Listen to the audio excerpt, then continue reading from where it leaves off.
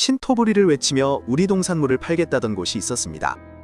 전국 2,000개가 넘는 매장을 운영하며 국내 할인점 매출 순위 4위까지 올랐던 거대한 유통망이죠.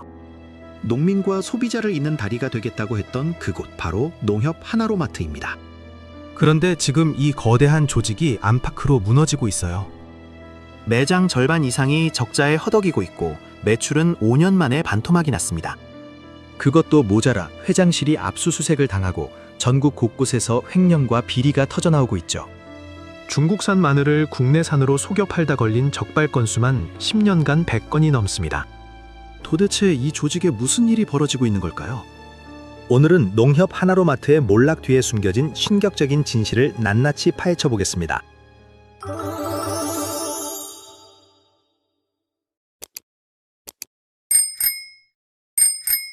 먼저 숫자부터 보시죠. 2025년 8월 기준으로 전체 62개 대형 매장 중 35곳이 적자입니다. 비율로 따지면 56.5%인데 절반이 훨씬 넘는 매장이 돈을 까먹고 있다는 뜻이에요. 불과 5년 전인 2020년에는 적자 매장 비율이 21.7%에 불과했거든요. 그게 2021년에 40%로 뛰더니 2022년 46.7%, 2023년 45.9%, 2024년 49.2%로 해마다 늘었고 결국 절반을 넘어버린 겁니다. 매출 하락은 더 충격적입니다. 농협 하나로 유통의 매출을 보면 2019년에 3조 1,195억 원이었어요. 그런데 2023년에는 1조 2,915억 원으로 줄어들었습니다. 59%가 날아간 거예요. 거의 3분의 2가 증발해버린 셈이죠. 농협 유통도 마찬가지인데 같은 기간 매출이 1조 6,488억 원에서 1조 3,580억 원으로 18%나 줄었습니다. 영업이익 추이를 보면 상황이 얼마나 급격히 나빠졌는지 알 수 있어요. 2020년까지만 해도 농협 하나로 유통은 675억 원의 영업이익을 냈습니다. 분명히 흑자였어요. 그런데 2021년에 갑자기 433억 원 적자로 돌아섰죠. 이후로 적자 행진이 멈추지 않았습니다. 2022년 330억 원 적자, 2023년 319억 원 적자, 2024년에는 404억 원 적자를 기록했어요. 2025년 8월까지만 해도 이미 238억 원이 날아갔고요. 농협 유통 역시 2022년부터 적자로 전환됐는데 2024년 적자가 218억 원에 달했습니다. 두 회사 합쳐서 2023년 한 해에만 600억 원이 넘는 손실을 냈어요. 적자가 누적되니 매장 문을 닫을 수밖에 없었죠. 2019년부터 2023년까지 5년 동안 7곳의 하나로마트가 폐점했습니다. 살아남은 매장들도 상황이 좋지 않아요. 경남 양산점은 2020년부터 5년 연속 적자를 이어오며 누적 손실만 215억 원을 넘겼거든요. 양주 농산물 종합유통센터는 매년 60억 원대 적자를 내는 만성적자 매장이고 동탄유통센터도 54억 원 손실을 기록했습니다. 한때 농협 하나로마트는 농민과 소비자를 잇는 다리였어요. 2018년 기준 국내 할인점 매출 순위 4위를 기록하며 이마트, 롯데마트, 홈플러스 다음 위치에 있었죠. 농축산물만큼은 어디보다 싸고 신선하다는 믿음이 있었습니다. 우리 농산물을 직거래한다는 신뢰도 함께했고요. 그런데 지금은 어떻습니까? 매출은 반토막이 났고 매장 절반이 적자에 허덕이고 있어요. 도대체 무슨 일이 벌어진 걸까요? 결론부터 말씀드리면 한화로마트의 몰락은 단순한 경영 실패가 아닙니다. 썩을 대로 썩어버린 조직 문화, 시대 변화를 읽지 못한 무능함, 그리고 소비자를 우롱한 대가가 한꺼번에 터져나온 거예요. 농협 하나로마트의 시작은 1970년으로 거슬러 올라갑니다. 당시 이름은 농협 연쇄점이었어요. 경기도 이천 장호원의 1호 매장이 문을 열었죠. 농촌 주민들에게 생활물자를 저렴하게 공급하겠다는 취지였습니다. 이후 구판장, 판매장, 지판장 등 다양한 이름으로 불리다가 1997년에 하나로마트라는 이름으로 통일됐어요. 하나로라는 이름에는 농민과 농협이 하나 되고 중앙회와 지역 농협이 하나 되자는 의미가 담겨 있었습니다. 2000년대 들어 하나로마트는 빠르게 성장했어요. 대형마트 형태의 하나로 클럽이 등장했고 전국 곳곳에 중소형 매장이 들어섰죠. 특히 대형마트가 진출하기 어려운 농촌 지역과 중소도시에서 하나로마트는 독보적인 위치를 차지했습니다. 2015년에는 중앙회, 계열사, 지역농협 구분 없이 모든 매장 이름을 하나로마트로 통일하면서 브랜드 정체성을 확립했어요. 농협이라는 간판이 주는 신뢰도 컸습니다. 전국의 농민들이 생산한 농축산물을 직접 사들여 유통하니까요. 일반 마트처럼 중간 유통상을 거치지 않으니 더 싸고 신선할 거라는 기대가 있었죠. 실제로 농축산물 부문에서는 어느 정도 경쟁력이 있었어요. 제주시 농협 하나로마트 제주점은 2009년부터 15년 넘게 전국 하나로마트 매출 1위를 지키고 있을 정도입니다. 2023년 매출이 999억 원에 달했어요. 그런데 이런 성공 신화 이면에는 어두운 그림자가 드리워져 있었습니다. 2025년 10월 국회 국정감사장에서 충격적인 자료가 공개됐어요. 지난 10년간 전국 하나로마트에서 원산지 표시 위반으로 적발된 건수가 무려 124건이었습니다. 그중 84%에 해당하는 100건 이상이 수입산을 국내산으로 속여 판매하다 걸린 사례였어요. 신토부리를 외치던 농협 하나로마트가 정작 중국산 마늘종을 국내산으로, 필리핀산 파인애플을 국내산으로 둔갑시켜 팔았던 겁니다. 농협 측은 늘 이렇게 말해왔어요. 국내에서 생산이 안 되는 품목만 제한적으로 수입한다고요. 그런데 적발된 품목을 보면 숙주나물, 고사리, 콩나물, 배추김치까지 포함돼 있었습니다. 우리나라에서 충분히 생산되는 것들이죠. 농협이 내세운 수입 명분이 무색해진 거예요. 더 문제인 건 처벌이 너무 가벼웠다는 점입니다. 124건 중 과태료 처분이 내려진 건 고작 17건뿐이었거든요. 나머지는 원산지 표기만 고치는 선에서 마무리됐어요. 2024년에는 적발 건수가 급증했습니다. 2021년 4건, 2022년 5건, 2023년 8건이었던 게 2024년 8월까지 15건으로 뛰었어요. 돈가스, 다시멸치, 고등어, 골드키위, 반건조 오징어까지 다양한 품목에서 문제가 터졌죠. 국민들이 믿고 사던 농협 브랜드가 사실은 가짜였던 셈입니다. 납품업체에 대한 갑질도 심각했습니다.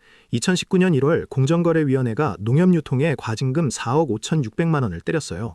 납품업체 상품을 정당한 사유 없이 반품하고 허위 매출을 올려 수수료를 챙기고 납품업체 직원까지 부당하게 사용한 혐의였죠. 명절마다 납품하지도 않은 물건을 납품한 것처럼 꾸미라고 강요했다는 증언도 나왔습니다. 마트 지점들이 실적을 올리기 위해 가짜 매출을 만든 거예요. 그런데 1년 반 만에 또 걸렸습니다. 2020년 10월 공정위는 농협 하나로 유통과 농협유통에 7억 8천만 원의 과징금을 부과했어요. 혐의는 거의 똑같았습니다. 계약서도 안 주고 거래를 시작했고 납품업체 직원 300여 명을 부당하게 끌었었죠. 농협 하나로 유통은 77개 납품업체로부터 22억 원이 넘는 돈을 성과장려금 명목으로 뜯어냈습니다. 시정명령을 받고도 고치지 않았다는 얘기예요. 갑질 수법도 교묘해졌습니다. 마트 폐점 후 심야 시간에 납품 직원들을 붙잡아 재고 조사를 시키는 일도 있었어요. 거부하면 거래를 끊겠다고 협박했죠. 인건비를 아끼려고 납품 직원을 공짜로 부려먹은 겁니다. 한 납품업체 관계자는 이렇게 말했어요. 이렇게 떼어먹고 저렇게 떼어먹고 협력업체 살점 붙은 거 다 뜯어먹는다고요. 지역 농협에서 운영하는 소형 하나로마트는 더 심각했습니다. 2023년 거제 장목농협에서는 직원 2명이 납품업체를 통해 1억 3천만 원을 횡령했어요. 농산물을 원래 가격보다 비싸게 구입한 뒤 부풀린 금액을 지인 계좌로 돌려받는 수법이었죠. 결국 그만큼 고객들이 비싸게 물건을 산 셈이에요. 더 기가 막힌 건 조합 측이 이 사실을 알고도 자차적으로 덮으려 했다는 겁니다. 농협중앙회에 보고도 안 하고 고발 조치도 안 했어요. 심지어 30년 근무한 50대 직원에게는 징계 없이 명예퇴직시키면서 1억 원 넘는 퇴직금까지 줬습니다. 이런 일이 전국 곳곳에서 터졌습니다. 2016년 충북 충주에서는 점장과 직원이 물품을 허위 매입하는 수법으로 수억 원을 횡령했어요. 2025년 7월에는 전남 해남 하나로마트에서 수년간 뒷돈을 받아온 직원이 징역형을 받았죠. 2023년 경남에서는 마트에서 판매해야 할 물품을 빼돌렸고 2024년 무안에서는 입점 상인에게 금품을 갈취하다 적발됐습니다. 2023년 광주 사창농협에서는 하나로마트 부지 매입 과정에서 비리가 있었다는 사실까지 드러났어요. 왜 이런 일들이 반복되는 걸까요? 지역 농협의 구조를 들여다보면 답이 나옵니다. 조합장의 권한이 막강하거든요. 수백억 원에서 수천억 원의 자금을 관리하고 하나로마트 운영에도 관여하고 인사권까지 쥐고 있어요. 게다가 연임 제한이 없어서 10년 이상 조합장을 하는 사람도 수두룩합니다. 2023년 자료에 따르면 10년 이상 장기 집권 조합장 비율이 30%에 달했어요. 견제 장치가 없으니 비리가 싹 틀 수밖에 없는 구조인 거죠. 2025년 8월에는 강원도 내 10개 농협에 대해 경찰 압수수색이 이루어졌습니다. 2024년 5월 농협중앙회 이사추천대회에서 한 조합장이 다른 조합장 9명에게 금품을 건넸다는 혐의였어요. 조합장 자리가 돈으로 거래된다는 겁니다. 농협중앙회장도 예외가 아니었습니다. 강호동 현 회장이 2024년 1월 선거 전후로 용역업체 대표에게 1억 원을 받았다는 의혹으로 집무실이 압수수색 당했잖아요. 2025년 10월 국정감사에서 강 회장은 이렇게 말했습니다. 이유를 막론하고 심려를 끼쳐 국민과 206만 조합원, 12만 임직원, 1,100명의 조합장에게 진심으로 송구스럽고 죄송하다고요. 하지만 역대 회장들도 비슷한 말을 했습니다. 그리고 같은 일이 반복됐죠. 전문가들은 농협중앙회에 대한 농림축산식품부의 감독이 제대로 이루어지지 않는 게 근본 원인이라고 지적합니다. 현직 회장과 부회장이 잇따라 비리 혐의로 압수수색을 받았는데도 정부는 손을 놓고 있다는 거예요. 결국 썩은 조직이 운영하는 유통망도 썩을 수밖에 없었습니다. 소비자를 속이고 납품업체를 쥐어짜고 공금을 횡령하는 일이 전국 곳곳에서 동시다발로 벌어졌어요. 그러는 사이 시장 환경은 완전히 바뀌고 있었습니다. 2024년 국내 온라인 쇼핑 거래액이 242조 원을 넘어섰어요. 소매 시장에서 온라인이 차지하는 비중은 이미 40%를 돌파했습니다. 쿠팡과 네이버가 각각 22%대의 점유율로 치열하게 1위 다툼을 벌이고 있죠. 로켓 배송, 새벽 배송은 이제 당연한 서비스가 됐고 오늘 주문하면 내일 도착하는 도착 보장 서비스까지 등장했습니다. 소비자들은 클릭 몇 번으로 집 앞까지 신선한 농산물을 받아볼 수 있게 됐어요. 그런데 하나로마트는 이 변화에 완전히 뒤처졌습니다. 농협우물이라는 온라인 쇼핑몰이 있긴 하지만 쿠팡이나 네이버 쇼핑과 비교하면 존재감이 거의 없어요. 빠른 배송 인프라도 구축하지 못했고 모바일 쇼핑 환경에 최적화된 플랫폼도 없죠. 젊은 세대가 농협몰을 이용할 이유가 없는 겁니다. 오프라인 매장에 의존하는 구조에서 벗어나지 못한 채 시간만 흘러갔어요. 농협 측도 이 문제를 모르지는 않았습니다. 2025년 국정감사에서 농협은 적자 원인을 이렇게 설명했어요. 내수 부진 장기화와 소비 패턴 변화, 이커머스 확산에 따른 오프라인 마트 매출 악화라고요. 맞는 말입니다. 하지만 모든 오프라인 유통업체가 마주한 과제예요. 이마트도 롯데마트도 홈플러스도 같은 환경에서 경쟁하고 있거든요. 차이가 있다면 그들은 변화에 대응하려고 발버둥 쳤다는 점입니다. 이마트는 SSG닷컴을 키우고 창고형 할인 매장 트레이더스를 확대했어요. 초저가 매장 노브랜드를 만들어 가격 경쟁력도 갖췄죠. 온라인과 오프라인을 통합하는 옴니채널 전략을 펼치며 살아남으려 안간힘을 쓰고 있습니다. 쿠팡은 쿠팡이츠로 음식 배달까지 영역을 넓혔고 넷플릭스와 경쟁하는 쿠팡플레이까지 내놨어요. 유료 회원 와우 멤버십으로 고객을 묶어두는 전략도 성공적이죠. 하나로마트는 뭘 했을까요? 가장 큰 문제는 구조적 비효율이었습니다. 하나로마트의 운영 체계는 크게 두 갈래로 나뉘어요. 하나는 농협중앙회나 농협경제지주 계열사인 농협유통과 농협하나로유통이 운영하는 대형 매장이고 다른 하나는 각 지역 농협이 직접 운영하는 소형 매장입니다. 문제는 이 둘 사이에 기묘한 분리가 있다는 거예요. 2018년 농협경제지주가 구매권을 독점하면서 구조가 꼬여버렸습니다. 농협유통과 농협하나로유통은 상품을 파는 곳인데 무엇을 얼마에 살지는 농협경제지주가 결정해요. 판매하는 쪽이 상품 단가나 소싱에 관여할 수 없는 구조가 된 거죠. 농협경제지주가 사오라는 물건을 그대로 갖다 팔 수밖에 없어요. 가격 경쟁력을 확보할 방법이 없는 겁니다. 일반 대형마트들은 다릅니다. 자체 구매팀이 시장을 분석하고 트렌드에 맞는 상품을 소싱하고 가격 협상을 벌여요. 경쟁사보다 더 싸게 팔기 위해 안간힘을 쓰죠. 그런데 하나로마트는 구매와 판매가 분리돼 있으니 이런 노력 자체가 불가능합니다. 결과적으로 농축산물 일부를 제외하면 하나로마트 물건 가격이 경쟁마트보다 오히려 비싼 경우도 많아요. 지역 하나로마트도 마찬가지입니다. 농협 하나로유통이 공급하는 공산품을 받아서 팔아야 하는데 재고 반품이 안 돼요. 남은 물건은 고스란히 지역 농협 손실이 됩니다. 자체 구매 계약도 불가하니 수익성 개선이 어렵죠.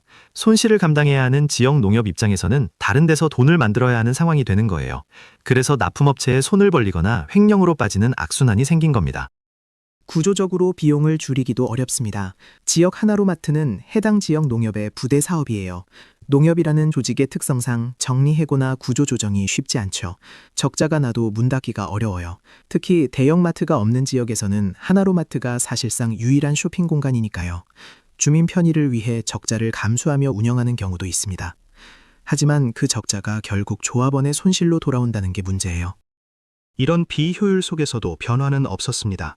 2024년 국감에서 한 의원이 지적했어요. 4년 연속 적자에 절반가량이 적자 점포인 상황은 일시적 문제가 아니라 구조적 부실에 가깝다고요. 빠르게 변화하는 소비 트렌드를 읽지 못하면 만성 적자는 필연적이라는 말도 덧붙였습니다. 농협 하나로마트의 강점이었던 농축산물마저 흔들리고 있습니다.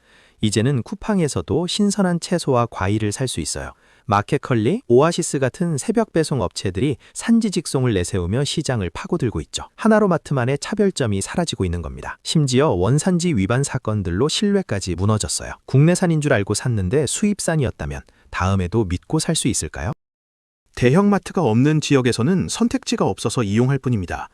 울며 겨자 먹기로 하나로마트를 찾는 소비자들인데 그들마저도 쿠팡 배송이 들어오기 시작하면 떠날 준비가 돼 있어요. 실제로 지방 소도시에서도 로켓 배송 가능 지역이 점점 늘고 있거든요. 하나로마트가 기댈 수 있는 마지막 보루마저 무너지고 있는 겁니다.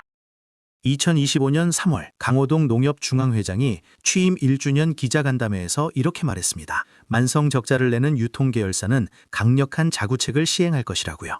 하나로마트는 필요하면 폐점을 검토하는 등 과감하게 수술대에 올리겠다는 말도 덧붙였죠. 그로부터 반년 뒤 그는 금품 수수 혐의로 압수수색을 받았습니다. 개혁을 외쳤던 수장 자신이 비리 의혹에 휩싸인 거예요. 농협 하나로마트의 위기는 단순히 경영 실패가 아닙니다. 50년 넘게 쌓아온 구조적 문제가 한꺼번에 터져나온 거예요. 비리와 갑질이 일상화된 조직 문화, 변화를 거부하는 관료적 체질, 시대 흐름을 잃지 못하는 무능함이 복합적으로 작용했습니다. 그 결과가 매출 반토막, 매장 절반 적자, 수천억 원의 누적 손실이에요. 전문가들은 근본적인 체질 개선 없이는 미래가 없다고 경고합니다. 만성적자 매장에 대한 구조조정이 필요해요. 매년 수십억 원씩 적자를 내는 매장을 무한정 유지할 수는 없잖아요. 양주 농산물 유통센터처럼 60억 원대 손실을 내는 곳은 단계적 축소나 운영 방식 전환을 검토해야 합니다. 물론 대체제가 없는 지역에서는 공익적 역할을 고려해야 하겠지만 그렇다고 무작정 적자를 감수할 수는 없어요. 디지털 전환도 시급합니다. 온라인 유통 플랫폼 강화, 물류 혁신, 재고 관리 시스템 개선이 필수예요. 지금처럼 오프라인 매장에만 의존해서는 살아남기 어렵습니다. 농협이 가진 최대 강점은 전국 농민들과의 네트워크잖아요. 산지에서 소비자 집 앞까지 직접 연결하는 시스템을 구축할 수 있다면 쿠팡이나 마켓컬리와도 경쟁할 수 있을 겁니다. 하지만 지금은 그런 시도조차 제대로 안 되고 있어요. 투명 경영 체계를 확립하는 것도 중요합니다. 조합장의 막강한 권한을 견제할 장치가 필요하고 경영 평가제를 도입하고 낭비 요인을 차단하고 조합원과 소비자 중심의 운영 철학을 세워야 해요. 연임 제한 도입도 논의되고 있습니다. 2025년 12월 기준으로 농협 조합장 연임을 2차례로 제한하는 방안이 추진되고 있어요. 늦었지만 필요한 조치죠. 하지만 현실적으로 변화가 쉽지 않습니다. 농협이라는 조직 자체가 너무 거대하고 복잡하거든요. 중앙회와 지역본부, 1000여 개가 넘는 단위조합이 얽혀 있어요. 각자 이해관계가 다르고 기득권을 지키려는 세력도 많죠. 매년 국감에서 문제가 지적되지만 근본적인 개혁은 이루어지지 않았습니다. 같은 지적이 반복되고 같은 변명이 되풀이되고 같은 비리가 다시 터지는 악순환이에요. 소비자 입장에서는 어떻게 해야 할까요? 결국 선택의 문제입니다. 하나로마트가 무조건 싸다는 생각은 이제 버려야 해요. 농축산물은 여전히 경쟁력이 있을 수 있지만 공산품은 다른 마트나 온라인과 꼭 비교해보세요. 특히 명절 선물 세트 같은 건 가격 차이가 꽤 날 수 있습니다. 원산지 표시도 꼼꼼히 확인하시고요. 국내산이라고 써 있어도 과거에 위반 사례가 많았으니까요. 2026년 현재 하나로마트는 갈림길에 서 있습니다. 과감하게 수술대에 오르겠다던 약속은 아직 지켜지지 않았어요. 적자 매장은 계속 늘고 비리 의혹은 꼬리를 물고 소비자 신뢰는 바닥을 치고 있습니다. 이대로 가면 지방 소도시의 마지막 보루마저 무너질 수 있어요. 쿠팡 배송이 전국 구석구석까지 들어가는 날 하나로마트는 존재 이유를 잃게 될지도 모릅니다. 결국 농협 하나로마트의 미래는 스스로 변할 수 있느냐에 달려 있습니다. 썩어버린 관행을 걷어내고 시대 변화에 맞게 체질을 바꾸고 소비자 신뢰를 다시 쌓아야 해요. 그렇지 않으면 50년 역사의 유통망이 조용히 사라지는 걸 지켜볼 수밖에 없습니다. 신토부리를 외치던 그 이름이 아이러니하게도 배신의 상징으로 남게 될 수도 있어요. 내용 유익하셨다면 구독, 좋아요 부탁드립니다. 여러분이 생각하시는 하나로마트 어떤가요? 댓글로 알려주세요.